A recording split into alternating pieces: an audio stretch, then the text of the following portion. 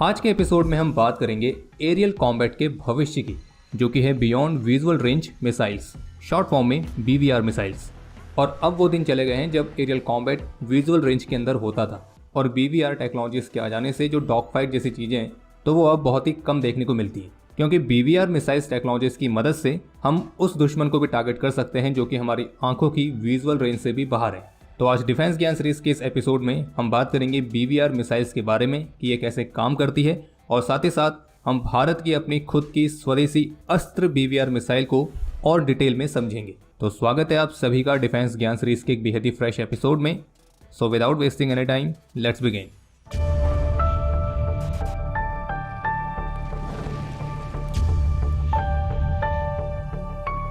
BVR missiles की importance का अंदाजा आप इस बात से लगा सकते हैं कि जब 27 फरवरी 2019 को भारत के ऑपरेशन बंदर के जवाब में पाकिस्तानी एयरफोर्स ने भारत के खिलाफ ऑपरेशन स्विफ्ट रिटॉर्ट लॉन्च किया था, तो उस ऑपरेशन में पाकिस्तान के F-16 फाइटर्स द्वारा भारत के Su-30 MKI फाइटर्स पर कई सारी एमरम मिसाइल्स फायर की गई थी, जो कि अमेरिकन ओरिजिन की beyond visual range air to air missiles हैं। हालांकि वो बात अलग है कि इंडियन एयरफोर्स के Su-30 MKI फाइटर्स में लगे बेहद ही पावरफुल इजरायली जैमर की वजह से पाकिस्तान की कोई भी मिसाइल अपने टारगेट तक पहुंच ही नहीं पाई, और जो एक आधा मिसाइल सुखोई फाइटर के पास पहुंची भी तो वो भी सुखोई फाइटर की मैन्यूवरेबिलिटी का मुकाबला नहीं कर सकती थी। लेकिन इसी सेम टाइम पर सुखोई फाइटर्स इक्विप्ड थे रशियन मेड R-77 मिसाइल से, जो कि रेंज के मामले में पाकिस्तान की BVR मिसाइल से पीछे है। और इसी वजह से इस इंसिडेंट ने भारत को एक लेसन ये भी दिया कि इस मॉडर्न वॉरफेयर में BVR मिसाइल्स कितना महत्व रखती हैं। और फिर इस इंसिडेंट के बाद भारत ने अपने स्वदेशी अस्त्र BVR मिसाइल प्रोग्राम में और तेजी लाना शुरू किया, और इस घटना के बाद सितंबर 2019 में ही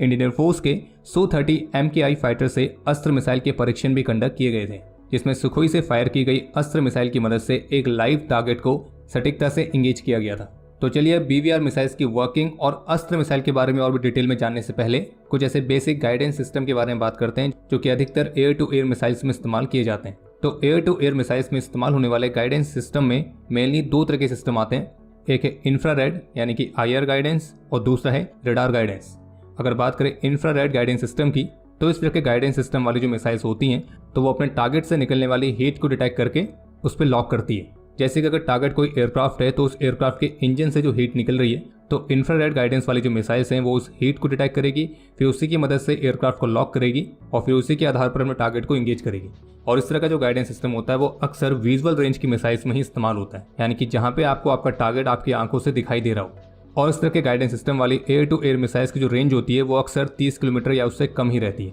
यानी कि शॉर्ट रेंज की एयर टू एयर मिसाइल्स में आती है, और अक्सर इन मिसाइल्स को डॉग फाइट मिसाइल्स भी कहा जाता है। और वहीं अगर बात करें दूसरे मेन गाइडेंस सिस्टम की, जो कि रडार गाइडेंस, तो यही सिस्टम अधिकतर BVR मिसाइल्स में इस्तेमाल होता है, और अक्सर BVR मिसाइल्स की रेंज 30 किलोमीटर से ज़्यादा ही रहती है। अगर एग्जाम्पल दें कुछ फेमस BVR मिसाइल्स का, तो मीटियोर मिसाइल का नाम अक्सर हर किसी की जुबान पर रहता ही है, और ये जो मिसाइल है ये इंडियन एयरफोर्स के रफाल फाइटर्स के मेन वेपन पैकेज का हिस्सा है।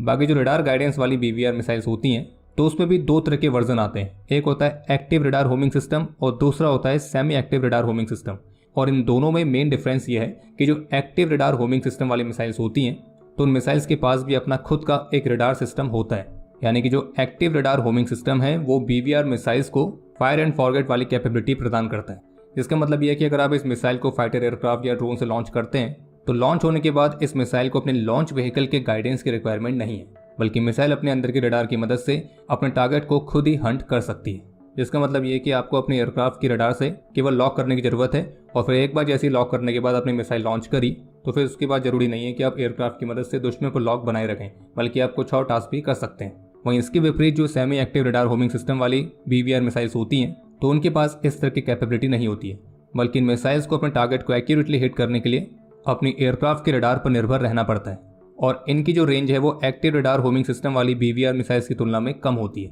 क्योंकि इन मिसाइल्स के पास अपना खुद का रडार नहीं होता है। जिसका मतलब ये है कि आपको अपने एयरक्राफ्ट से पहले दुश्मन के एयरक्राफ्ट को लॉक करना है, फिर उसके बाद जब आप मिसाइल फायर कर देंगे तब भी आपको अपने एयरक्राफ्ट के रडार की मदद से दुश्मन एयरक्राफ्ट पर लॉक बनाए रखना है, जब तक कि मिसाइल दुश्मन एयरक्राफ्ट को हिट नहीं करती है। तो कहने का मतलब यह है कि जो सेमी एक्टिव रडार गाइडेंस वाली BVR मिसाइल्स होती हैं उनकी इफेक्टिव रेंज इस बात पर निर्भर करती है कि एयरक्राफ्ट के रडार की रेंज कितनी है, क्योंकि अगर मिसाइल के हिट करने से पहले ही आपके एयरक्राफ्ट के रडार का लॉक हट गया तो बहुत चांसेस है कि मिसाइल अपना गाइडेंस खो देगी। और यही मेन डिफरेंस है एक्टिव रडार होमिंग सिस्टम और semi active radar homing system वाली BVR मिसाइल्स में। बाकी जो एक्टिव रडार होमिंग सिस्टम वाली BVR मिसाइल्स होती हैं तो उन्हें बाकी के गाइडेंस सिस्टम के साथ भी काम करना होता है, क्योंकि अधिकतर इस तरह की BVR मिसाइल्स के जो रडार सीकर्स होते हैं तो उनको पावर मिलती है एक बैटरी से। तो मान लीजिए अगर आपने मिसाइल को जैसे ही फायर किया तो उसी पॉइंट से अगर मिसाइल के रडार सीकर का इस्तेमाल शुरू हो गया तो बहुत चांसेस है कि उसकी बैटरी जल्दी एग्जॉस्ट हो जाए, और इसलिए इसी चीज़ को अवॉइड करने के लिए इन मिसाइल्स में बाकी के गाइडेंस सिस्टम का इस्तेमाल भी किया जाता है। और एयर टू एयर मिसाइल्स को electro optical guidance, beam riding,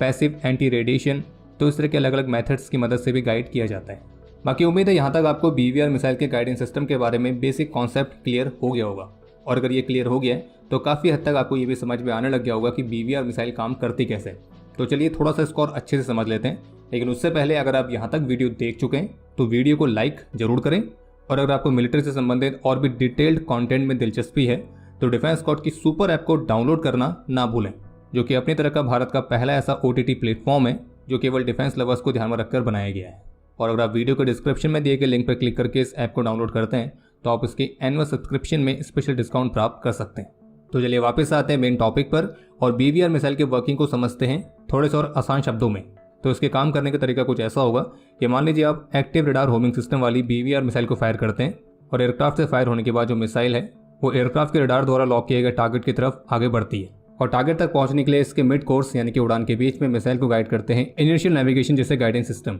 और जैसे ही मिसाइल टारगेट के प्रिडिक्टेड लोकेशन के पास पहुंचती है तो मिसाइल के जो रडार सीकर है वो एक्टिव होता है और अपनी होमिंग रेंज के अंदर टारगेट को स्कैन करता है, और जैसे ही मिसाइल की रडार को दुश्मन का कोई भी एयरक्राफ्ट या ड्रोन के होने के इंडिकेशन मिलते हैं तो रडार उस टारगेट पर लॉक करती है और फिर मिसाइल को उस टारगेट की तरफ आगे बढ़ाती है। और अगर टारगेट नो एस्केप जोन में है तो मिसाइल द्वारा टारगेट को हिट किए जाने के चांसेस सबसे ज़्यादा रहते हैं, क्योंकि यहाँ तक मिसाइल के पास पर्याप्त मात्रा में थ्रस्ट और कंट्रोल रहते हैं जहाँ पे वो मनोवर्स को भी परफॉर्म कर सकती है। और आपको ये भी पता होना चाहिए कि मिसाइल की जो रेंज होती है वो इस बात पर भी निर्भर करता है कि उसको आपने किस ऊंचाई से लॉन्च किया है, और जो अस्त्र मिसाइल है वो लॉन्च होने से पहले भी अपने टारगेट को लॉक करने की कैपेबिलिटी रखती है। बाकी अस्त्र मिसाइल के बारे में थोड़ा डिटेल में बात करें तो बता दें कि अस्त्र दुनिया की सबसे फास्टेस्ट और सबसे बेस्ट BVR मिसाइल्स में से एक है। इस प्रोग्राम की शुरुआत हुई थी 1990 में, लेकिन अस्त्र मिसाइल को सबसे पहले रिवील किया गया था 1998 के एरो इंडिया शो में, और इस मिसाइल को एक्चुअल में तेजस प्रोग्राम के लिए ही विकसित किया जाना था। अस्त्र मिसाइल का पहला परीक्षण हुआ था मई 2003 में, और इसके इनिशियल फेज के दौरान इसका वजन लगभग 300 किलोग्राम था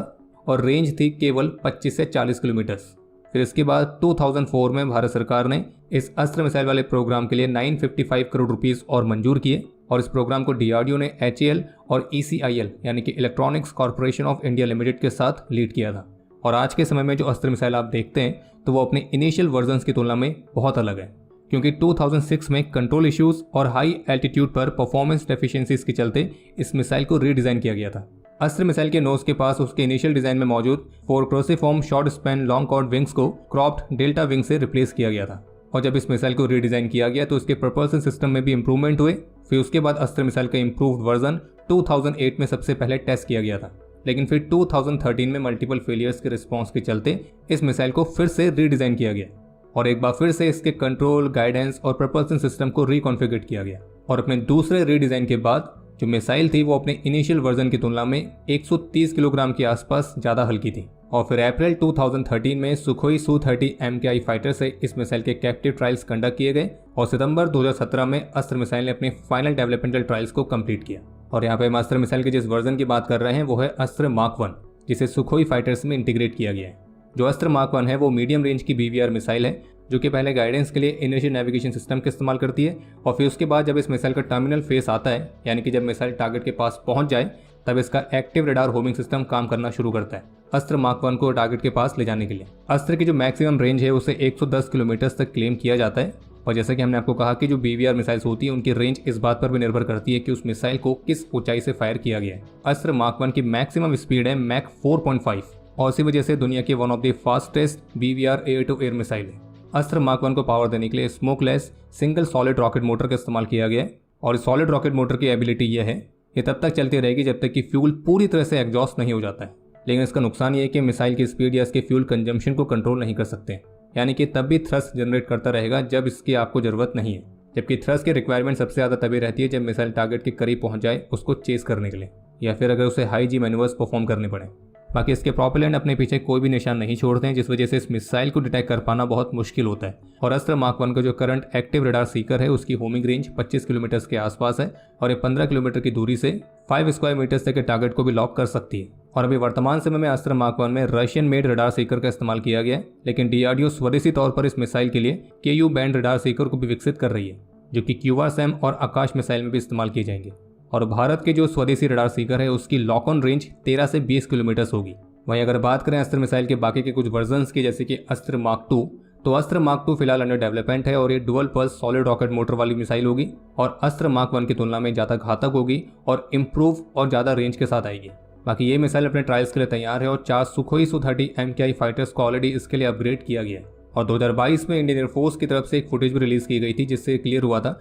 कि अस्त्र मार्क 2 के कुछ ट्रायल्स ऑलरेडी सुखोई फाइटर से किए गए हैं, और जबकि इसी वर्ष इस मिसाइल के कुछ और परीक्षण किए जाएंगे। और अस्त्र मार्क 2 की रेंज 160 किलोमीटर तक हो सकती है। और चूंकि इसमें dual pulse solid rocket motor का इस्तेमाल किया गया है, इसका आसान शब्दों में सीधा सा मतलब बस यही है कि इस तरह के सिस्टम्स में 2 तरह के फ्यूल टैंक्स रहते हैं, जिसमें मिसाइल पहले सिंगल फ्यूल टैंक का इस्तेमाल करके अपनी मैक्सिमम स्पीड को हासिल करती है और इससे मिसाइल जो मोमेंटम गेन करती है उसकी मदद से मिसाइल को हवा में फ्लोट करने में मदद मिलती है। और जब मिसाइल टारगेट के पास पहुंचती है, यानी कि अपने टर्मिनल फेस में, तब दूसरा फ्यूल टैंक मिसाइल को पावर देता है। जिसका मतलब यह कि मिसाइल के जो नो एस्केप जोन है वो और बढ़ जाता है। एक ऐसा जोन जिसके अंदर अगर टारगेट है तो उस मिसाइल से उसका बच पाना बहुत ही मुश्किल है। इसके अलावा अस्त्र मिसाइल का एक और एडवांस वेरिएंट होगा अस्त्र मार्क 3, और रिपोर्ट्स के मुताबिक इस मिसाइल को पावर देने के लिए सॉलिड फ्यूल डक्टेड रैमजेट यानी कि SFDR का इस्तेमाल किया जाएगा। और कैपेबिलिटी के मामले में इस मिसाइल को दुनिया की बेहद ही प्रसिद्ध BVR मिसाइल मीटियोर से कंपेयर भी किया जा रहा है। और बता दें कि जो SFDR पावर्ड मिसाइल्स होती हैं तो वो रडार,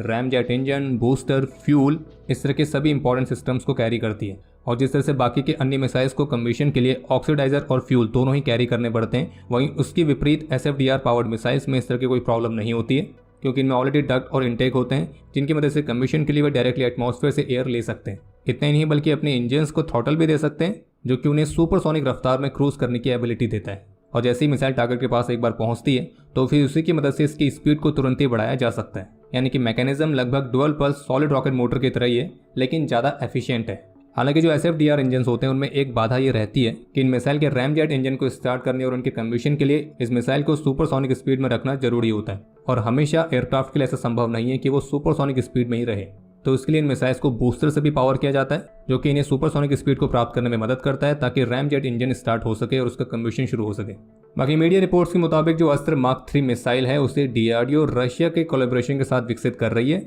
और कहा जा रहा है कि इस मिसाइल का जो नो एस्केप जोन होगा वो 100 किलोमीटर से ज़्यादा होगा। यानी कि अगर इस मिसाइल के 100 किलोमीटर के दायरे के अंदर टारगेट है तो उसका बच पाना मुश्किल ही नहीं नामुमकिन हो सकता है। और रही बात इसकी ओवरऑल रेंज की, तो वो 350 किलोमीटर से ज़्यादा होगी, और इसे इंडियन एयरफोर्स के अलग अलग वैरायटी के एयरक्राफ्ट में भी इंटीग्रेट किया जाएगा। और इसके भी अभी तक 2 टेस्ट ऑलरेडी किए गए हैं, जिसमें से पहला था 30 मई 2018 में, जिसमें नोजल लेस बूस्टर को टेस्ट किया गया था, जिसने प्रॉपरली काम किया, लेकिन जो रैमजेट इंजन था उसे सही तरीके से परफॉर्म नहीं किया था। फिर उसके बाद दूसरा टेस्ट 8 फरवरी 2019 में हुआ, जिसमें रैमजेट ने अच्छी तरह से वर्क किया था और मिसाइल ने अपनी डिजायर्ड मैग स्पीड को भी प्राप्त किया था। और जबकि डिफेंस मिनिस्ट्री की एयर एंड रिव्यू से इस बात का भी खुलासा हुआ था कि जो अस्त्र मार्क 3 है वो 2023 में भी ऑलरेडी टेस्ट की गई है,